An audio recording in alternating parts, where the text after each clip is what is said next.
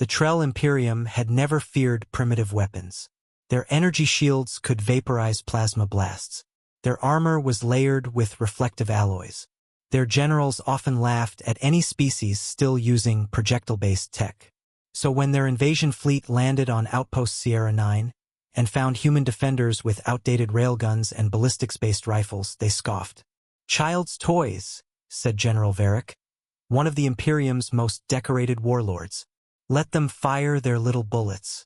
We are beyond such things." That was their last mistake. Corporal Lucas Kane wasn't special.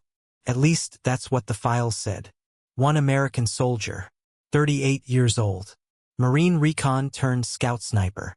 Last stationed at Sierra 9 to train colonial rangers in marksmanship.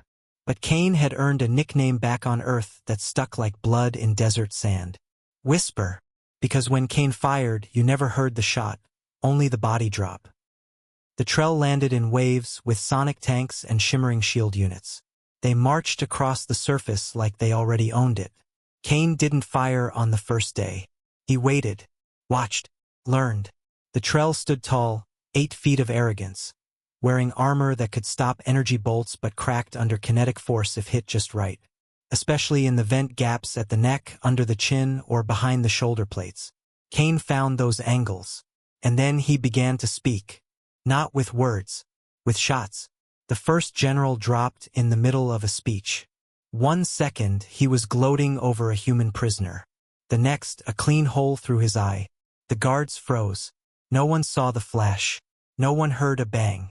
Just a moment of silence, and a body hitting the dirt. It was 2,100 meters. Kane smiled. Wind's light today. The Trell scrambled for cover. Shields went up. Drones swarmed. Didn't help. Over the next 48 hours, 5 more high-ranking commanders were picked off. One through the chest plate while inside a transport. Another as he stood behind 3 layers of shielding. Kane adjusted, calculated, fired. Each shot 1 kill. They sent in assassins. None returned. They launched thermal scans. Kane's ghillie suit was printed with adaptive filament, a personal project. Even their heat-seeking drones missed him by miles. A captured Trell officer was interrogated by humans and asked what had happened. He said only 1 word. Death, whispered. In desperation, the Trell issued a full planetary evacuation order for Sierra 9. Not because they were losing the war. Because no one wanted to stand out there under alien skies with a target on their back, not knowing where the bullet would come from. And because of one chilling message they found carved into a stolen human rifle stock. You have shields. I have patience.